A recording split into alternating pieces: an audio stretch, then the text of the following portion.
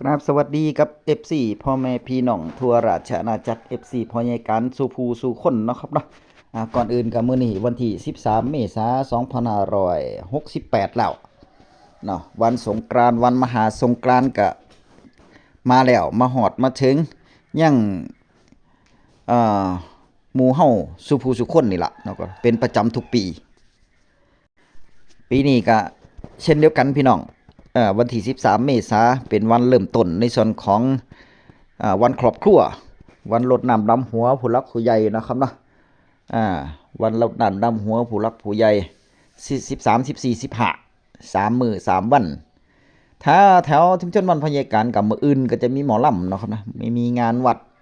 มีงานสงฆ์น้ำพระนะครับสงฆ์น้ำพระครู่สงฆ์น้ำพระสงฆ์ตลอดถึงรดน้ำดำหัวผู้เฒ่าผู้แก่ผู้ที่เขาเคารพนับถือประจำหมู่บ้านของไผของมันนั่นแหละเนาะครับนะเอามานั่งเลี้ยงแถวแล้วก็ผู้สูงอายุทั้งหลายก็รดน้ำให้เป็นขอขมาลาโทษนับจากนี้ไปนะครับเนาะสิ่งที่เคยล่วงกระทำมากก็ขอขมาลาโทษก็ถือว่าเป็นการอ่อนน้อมผู้น้อยเนาะครับเนาะลูกหลานผู้ด้อยผู้น้อยกว่านอบน้อมถ่อมตนขอขมาลาโทษหรือว่ารดน้ำดำหัวให้ความเคารพนับถือเข้าหาผู้รักผู้ใหญ่ มือรดน้ำดำหัวก็เป็นประจำทุกปีก็ถือว่าเป็นประจำทุกปีในส่วนของวันสงกรานต์นะครับนะอีกอย่างหนึ่งก็คือลูกหลานที่เฮ็ดงานกรุงเทพกรุงไทยหรือหม่องไกลๆนี่เพิ่นก็สิกลับมาบ้านยกเว้นต่างประเทศนะครับเนาะที่มาบ่ได้หรือว่าติดงานอยู่โรงงานนะครับเนาะมาบ่ได้จังซี่ก็ทำงานบริการก็ทำต่อไปบ่เป็นหยังนะครับเนาะก็ได้ OT ไป2-3ดิ่งก็ว่าไปแต่ว่าสำหรับส่วนมากแล้วลูกหลานก็จะกลับมาบ้านวันเป็นวันครอบครัวนะครับนะถือว่าเป็นวันครอบครัวใหญ่ลูกหลานก็สิกลับมาพร้อมหน้าพร้อมตาพ่อแม่ก็จะดีใจลูกเต่าก็จะดีใจกันบัดนี้เจอหน้ากันแต่ว่าบางหมู่บ้านก็เฮ็ดผ้าป่านะครับเนาะเฮ็ดผ้าป่าจากกรุงเทพกรุงไทยมาถวายให้กับวัดมามอบให้กับโรงเรียนนะมันเป็นจังซั่นเด้ประเพณีอันดีงามนี่พี่น้องสืบทอดบอกต่อๆกับลูกกับหลานต่อไปอยากให้มีต่อไปนะคนในส่วนของวันสงกรานต์วันสงกรานต์นี่ถือว่าเป็นวันหยุดยาวเป็นวันหยุดยาวมัน3มื้อนะครับนะ13 14 15บ้านพ่อใหญ่การชุมชนบ้านพ่อใหญ่การก็คือกันลูกหลานก็เริ่มทยอยกลับมาบ้านเบิดแล้วล่ะลูกหลานนะครับนะเริ่มทยอยกลับมาละก็ขับรถขับล่างช่วงนี้ก็ให้ระมัดระวังเมาอย่าขับเมาอะไรอย่าขับข้อกฎหมายในส่วนของมาตรการสงกรานต์เนี่ยมันรุนแรงมันหนักเด้เพราะฉะนั้นก็ บ่อยากจะให้เกิดกับผู้ใดไม่ต่ำไปส้นไปเฉียวไปชนกันหรือว่าบ่ได้เฉียวชนไปลงข้างทางจังซี่นี่ก็บ่อยากได้ยินข่าวเนาะครับเนาะในส่วนของอุบัติเหตุต่างๆมาเข้าเรื่องพี่น้อง ก็ถือว่าเดี๋ยวยังบ่ทันได้ให้พรอยู่เนาะข่าวล่ามาแรงด่วนคนเลี้ยงวัวเลี้ยงควายและหมูต้องดูนับจากนี้ราคาจะตกต่ำเกษตรกรแย่แน่ๆสสชัชวาลฝากรัฐบาลทบทวนด่วนอันนี้เป็นข้อมูลความจริงเด้พี่น้องที่ท่านสสชัชวาลอดบ่ได้ทนบ่ได้นะครับนะต้องตั้งกระทู้สดทวงถามแล้วก็ฝากข้อคิดให้รัฐบาลทบทวนในเรื่องการแก้ปัญหาตอบโต้กับสหรัฐอเมริกาพี่น้องที่ถ้ำประธานาธิบดีเพิ่นนะครับนะประธานาธิบดีถ้ำนั่นล่ะเพิ่นออกมาตรการออกมาในส่วนของเรื่องภาษีการขึ้นภาษีประเทศไทยโดนไป 36% เด้ ประเทศไทยเนาะครับเนาะโดนไป 36% ทุกคนอาจจะรับทราบแล้วที่ติดตามข่าวที่นี่ในส่วนของรัฐบาลไทยนี่ก็เตรียมโตนั่นแหละเตรียมโตตั้งรับเนาะครับซึ่งประชาชนบ่ทันได้ตั้งรับแล้วแต่ว่ารัฐบาลจะต้องมีสติก่อนหมู่นั่นแหละมีสติแล้วก็ตั้งรับแล้วก็ที่นี่เพิ่นก็ข้อร่างกฎหมายร่างข้อต่างๆนั่นล่ะเอาเพื่อที่จะเอาไปแลกให้เอาไปแลกหรือว่าเอาไปเพิ่นเอิ้นว่าหยังเพิ่นเอิ้นว่าเอาไปเสนอเอาไปนำเสนอให้มีข้อดีข้อเสียให้มีข้อดีว่าให้รัฐบาลของสหรัฐอเมริกาได้เห็นนำเพื่อที่จะลดภาษีเป้าหมายของ ของเฮาก็คือให้รัฐบาลของสหรัฐนี่ลดภาษีให้ได้มากที่สุดนั่นน่ะเกี่ยวกับภาษีนำเข้าเนาะจังซั่นมันได้รับผลกระทบรุนแรงประเทศไทยได้รับผลกระทบรุนแรงแน่นอนอ่าเอาในเมื่อร่างข้อตอบโต้หรือว่าร่างข้อกฎหมายหรือว่าร่างข้อนำเสนอเนี่ยร่างข้อเสนอให้กับสหรัฐเนี่ยหนึ่งในนั้นมันมีราคาหมูราคางัวนะครับเนาะที่ไทยที่ไทยเนี่ยต้องยอมรับให้ได้ก็คือว่าทางสหรัฐนำเสนอว่าจะต้องเอาเนื้อหมูกับเนื้อวัวของสหรัฐเข้ามาในประเทศไทยเพื่อที่จะเป็นข้อแลกเปลี่ยนให้กับรัฐบาลไทยเนี่ยลดภาษีลงไปนะครับเนาะอันนี้ก็น่าคิดอยู่เด้นี่น่าคิดอยู่เด้พี่น้องแล้วจะหากว่าได้ตามนี้ถ้าหากว่าเฮ็ดได้รัฐบาลสหรัฐก็จะลดภาษีให้แต่ว่าถ้านำเข้ามานี่โอ้ยตายละพี่น้องเอ้ยเกษตรกรทั่วราชอาณาจักรประเทศไทยได้รับผลกระทบแน่นอนละเรื่องราคาหมูราคางัวตอนนี้ก็ถึกอยู่แล้วล้นตลาดอยู่แล้วนะครับเนาะถ้านำเข้ามาอีกมันจะขายได้บ่ล่ะขายได้แต่ว่าราคาต้องต่ำกว่าเก่าอีกบัดนี้ราคางัวก็กำลังจะดีขึ้นก็จะลดลงอีกบัดนี้ตกลงไปอีกนี่เกษตรกรผู้เลี้ยงหมูเลี้ยงวัวเลี้ยงควายต้องดูเด้พี่น้องต้องดูให้จบเด้อไปเบิ่งแฟ้มภาพแฟ้มข่าวจากท่านสสชัชวาลแพทย์ยาไทยสสน้ำดีจังหวัดร้อยเอ็ดสกลเนาะครับเนาะท่านประธานที่เคารพครับ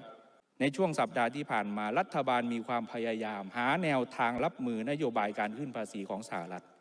โดยมีการวางมาตรการรับมือออกมาเป็นข้อโดยส่วนมากผมเห็นด้วยครับแต่ผมมีข้อกังวลอยู่บางประเด็นเช่นพยาการก็ขออวยพรให้กับFC พยาการสุภูสุขคนอายุมั่นขวัญยืนสุขภาพแข็งแรงร่ำรวยเงินทองสืบเนื่องต่อขึ้นไปผู้ที่รวยแล้วก็รวยต่อขึ้นไปซื้อหวยซื้อเบิกก็ขอให้ถือกันบัดทุกคนสาธุเอามาเข้าเรื่องพี่น้องในส่วนของมื้อนี้ที่พยาการหยิบยกประเด็นแฟ้มภาพแฟ้มข่าวท่านสสชัชวาลแพทย์ยาไทยมาให้รับชมเนาะครับเนาะผู้ปลูกพืชวัตถุดิบรวมถึงเครือข่ายตลาดค้าปลีกทั่วประเทศซึ่งอุตสาหกรรมหมูเนี่ยอยู่ในระบบในระดับ 3-4 แสนล้านบาทต่อปีและอีกประเด็นสำคัญที่เราไม่อาจมองข้ามได้คือผลกระทบต่อการจ้างงานในระดับภูมิภาคและชุมชนท้องถิ่นทั่วประเทศเนื่องจากภาคเกษตรกรรมของไทยเป็นแหล่งจ้างงานหลักของประชาชนจำนวนมากนอกจากนี้ท่านประธานครับมาตรฐานของเนื้อหมูจากสหรัฐอเมริกาเนี่ยอนุญาตให้ใช้สารเร่งเนื้อแดงอย่างที่เพื่อนสมาชิกได้นำเรียนในรายละเอียดซึ่งไอสารเร่งเนื้อแดงถือเป็นสารต้องห้ามในประเทศไทยเนื่องจากมีความเสี่ยงต่อสุขภาพโดยเฉพาะกลุ่มผู้เป็นโรคหัวใจและโรคมะเร็งหากมีการนำเข้าจริงเนี่ยไม่เพียงเกษตรกรจะได้รับผลกระทบแต่ผู้บริโภคก็อาจต้องแบกรับความเสี่ยงด้านความปลอดภัยทางอาหารไปด้วยเช่นเดียวกันครับแนวทางการนำเข้าวัวและผลิตภัณฑ์วัวก็อาจสร้างปัญหาตามมาเพราะปริมาณวัวในประเทศล้นตลาดอยู่แล้วและยังไม่สามารถหาตลาดส่งออกเพิ่มเติมได้อีกพี่น้องเกษตรกรผู้เลี้ยงวัวยังแบกภาระหนักรัฐบาลยังจะนำเข้าเนื้อวัวแล้วจะให้เกษตรกรผู้เลี้ยงวัวทำอย่างไรเหตุการณ์ครั้งนี้ท่านประธานครับสอนเราหนึ่งอย่างไม่มีใครรักเราเท่ากับตัวเราเองครับจะให้ประธานาธิบดีอเมริกันมารักประเทศไทยคงเป็นไปได้ยากไม่มีใครรักประเทศไทยเท่ากับคนไทยครับผมอยากขอให้รัฐบาลทบทวนเรื่องมาตรการที่จะนำไปเจรจาการลดดุลการค้าในส่วนนี้รวมทั้งหาทางออกที่ดีที่สุดโดยนึกถึงพี่น้องประชาชนให้มากขึ้นและจะต้องเร่งแก้ไขกับสถานการณ์ในปัจจุบันที่มาเร็วแบบไม่ทันตั้งตัวแม้ประชาชนยังตั้งตัวไม่ทันแต่รัฐบาลต้องทันครับมิฉะนั้นกำแพงนี้จะไม่ใช่แค่กำแพงภาษี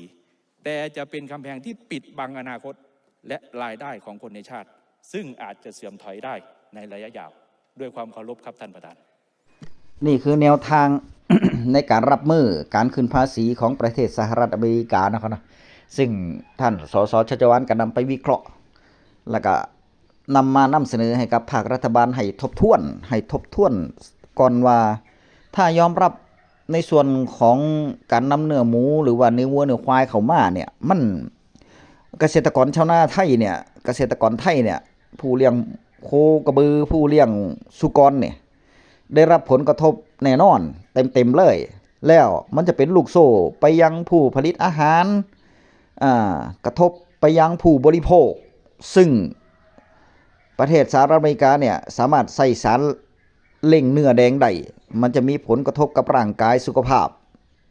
คนที่นำมาบริโภคตามที่สสชัชวาลเว้าเนาะครับนะซึ่งมันจะเป็นผิดกฎหมายกับในประเทศไทยเด้ห้ามใช้สารเล่งแดงใช้สารเล่งเนื้อแดงในประเทศไทยบ่ให้ใช้แต่ว่าในต่างประเทศสามารถใช้ได้นะในสหรัฐอเมริกาสามารถใช้ได้แล้วเนื้อที่นำเข้ามาก็จะเป็นเนื้อแดงบัดนี้เนื้อแดงที่ผ่านการเล่งสารเนื้อแดงออกมาอันนี้มันก็จะพิษเนาะครับเนาะพิษกับผู้บริโภคนี่แหละโอ้ถ้าเป็นแบบนี้นี่ อย่าคาดหวังว่าราคาหมูราคางัวราคาข้วยมันจะขึ้นอีกเด้อพี่น้องถ้าเป็นแบบนี้นะถ้าหากว่ายอมรับข้อเสนอของสหรัฐอเมริกาเนี่ยแล้วทางสหรัฐบ่เห็นนำกับข้อเสนอของไทยจังซี่นี่ต้องเอาของสหรัฐอเมริกามาอย่างเดียวนี่อันนี้ไทยเสียเปรียบแล้วบัดนี้ประเทศไทยเสียเปรียบแต่ว่ามันก็ดีในส่วนของประเทศสหรัฐอเมริกาก็จะลดภาษีลงมาในการส่งออกก็จะบ่ต้องได้ส่งหลายเนี่ยราคาสินค้าราคาอย่างอื่นอย่างเช่นข้าวนาสาโทหรือว่าเกษตรกรผู้เฮ็ดนาหรือว่าข้าวเปลือกแล้วก็พวกวัตถุดิบต่างๆอย่างอื่นนี่บ่ได้รับผลกระทบจังซี่มันราคามันก็จะสูงขึ้นอยู่นั่นแหละแต่ยกเว้นนี่แหละอย่างที่บอกนี่แหละเรื่องหมูเรื่องงัวเรื่องข้วยนี่แหละพี่น้องโดยเฉพาะเน้นหนักไปทางผู้เลี้ยงหมูเนาะผู้เลี้ยงหมูนี่เพราะฉะนั้นเฝ้าติดตามด้วยพี่น้องเฝ้าติดตามนะครับเนาะติดตามเดี๋ยวพยาการก็จะติดตามให้เบิ่งว่าในส่วนของที่ทีมบริหารของรัฐบาลเนี่ยไปเว้ากับไปเจรจากับทางสหรัฐอเมริกาแล้วสรุปออกมาว่าประเทศไทยจะต้องโดนอีหยังแน่ทำถึงจะยอมลดภาษีออกมาดิเดี๋ยวพยาการจะติดตามข้อตัวนี้ตอนนี้ยังบ่ทันได้เกิดเด้ยังบ่ทันได้เกิดเนาะครับเนาะแต่ว่าอันนี้ก็คือที่รัฐบาลสหรัฐอเมริกายื่นเข้ามาแล้วก็ประเทศไทยจะยอมรับได้บ่เนี่ยซึ่งเสนอออกมาแล้วเป็นข้อตามที่ท่านสสชัชวาลแพทย์ยาไทยได้วิเคราะห์ไว้แล้วก็ให้รัฐบาลทบทวนนะครับเนาะเดี๋ยวจังใดพยาการก็จะติดตามมาให้เบิ่งเด้อในส่วนของเกษตรกรผู้เลี้ยงงัวเลี้ยงข้วยเลี้ยงหมูเนี่ยเนาะครับเนาะเป็นห่วงสู่ผู้สู่คนพี่น้องคลิปหน้ามาพอกันใหม่คลิปนี้พยาการก็ฝากไว้ซ้ำนี้สุขสันต์วันสงกรานต์พี่น้องทำใจเบิกบานนะครับเนาะลูกหลานกลับมาบ้านก็อิ่มเอิบนะให้สร้างบรรยากาศครอบครัวให้มีความสุขนะครับนะลูกก็จะได้มีกำลังใจไปเฮ็ดงานสู้เจอเผชิญปัญหาต่างๆก็จะได้สู้ผ่านพ้นไปโดยดีในส่วนของลูกหลานเนี่ยกลับมาก็ให้พ่อแม่ได้ดีอกดีใจพี่น้องนะดีอกดีใจนะครับเนาะมีหยังก็เอามาฝากผู้เฒ่าผู้แก่อาจจะเว้าหลายอาจจะใจน้อยแต่ว่าก็อดเอานะครับเนาะเลี้ยงพ่อเลี้ยงแม่ก็ถือว่าเป็นเทวบุตรเทวดาเด้นะครับเนาะแต่ว่าสิ่งที่บ่อยากให้ลืมก็คืออย่าลืมรดน้ำดำหัวคุณพ่อคุณแม่คุณปู่คุณย่าคุณยายนะครับเนาะในครอบครัวเฮาเป็นอันดับแรกถึงจะไปวัดไปว่าไปดำหัวผู้อื่นได้นะครับนะบ่แม่นว่าไปดำหัวแต่ผู้อื่นแต่ว่าพ่อแม่เจ้าของบ่ได้เบิ่งเลยจังซี่โอ้บ่เข้าท่าเด้นะครับเนาะบ่เข้าท่าเลยสุขสันต์วันสงกรานต์อีกรอบเจอกันใหม่คลิปหน้าคลิปนี้สวัสดีครับ